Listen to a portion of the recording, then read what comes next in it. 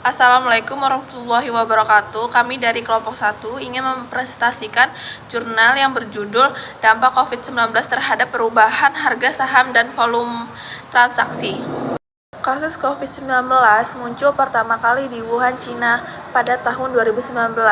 Penyebaran pandemi virus ini begitu cepat dari manusia ke manusia, dari suatu negara ke negara lain, sehingga penyebaran ke seluruh dunia termasuk Indonesia. Masuknya kasus wabah COVID-19 ke Indonesia diumumkan pada 2 Maret 2020. Upaya yang dilakukan pemerintah untuk mencegah penyebaran wabah COVID-19 ini antara lain dengan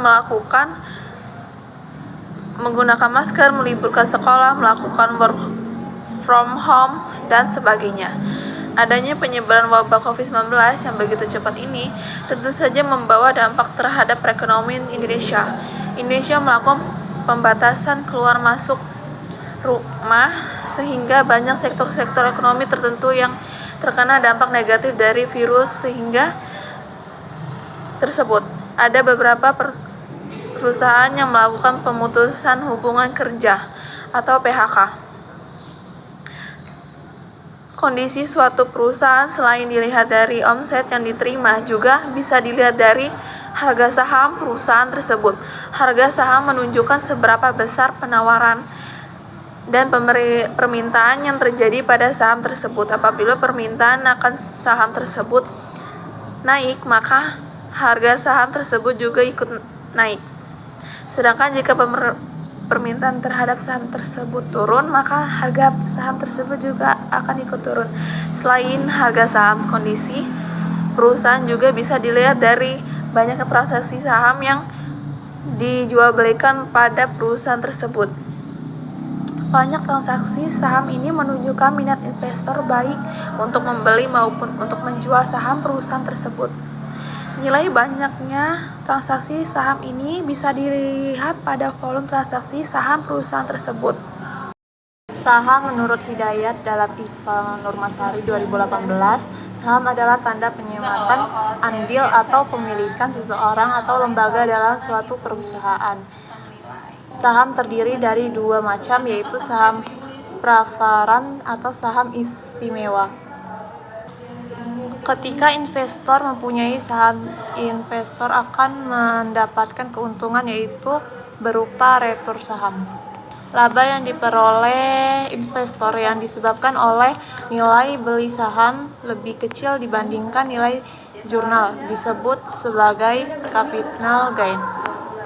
Sementara itu, dividen diartikan sebagai keuntungan bersih yang diperoleh perusahaan yang diberikan kepada para pemilik perusahaan.